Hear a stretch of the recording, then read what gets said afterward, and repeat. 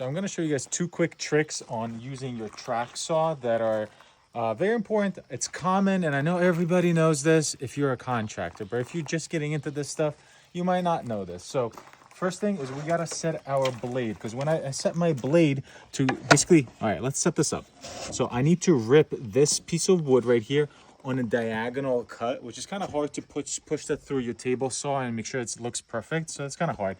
So the first thing we're going to do is making sure that we figure out our blade plunge. So here I release my brake, which is basically my stopper. I'm going to engage the blade right here to drop it down to where I want to be, and then just a little more right there. I'll bring this up and then just secure it. So now I know my plunge is right down to where I need it to be. Second is, now this is my track. So the track saw goes right into here. It glides right on this. But when I put it on here, it's actually quite wobbly and it tends to want to fall this way. And again, I know everybody knows this, but it's not true. It's not true. So what we're going to do is we're going to get another piece of the same trim that we have. We're going to put it on this side as a little supporter for our track. So now we know that our elevation is the same. We're going to line up our rubber. So basically my saw goes right where on the outside of this rubber. So basically that's kind of how I line this up.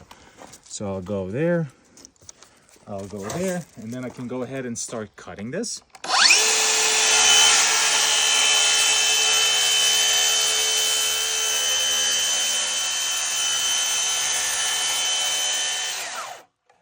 It. Then we're going to move our track down. Yes, there's extension tracks, but guess what? I don't have it. So we'll put that there. I'm gonna go right there because I want it to zero out. I'm right on the outside of there. Yeah, this is stuff that everybody knows, I know, but not everybody.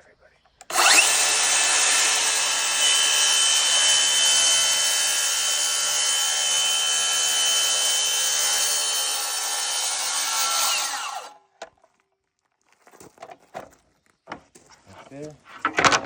And I didn't set my track deep enough, but basically that's how you do it. Okay, so next time make sure that you're kind of coming down just a little bit more. I'm going to do the exact same thing, but that is how you make your diagonal cuts.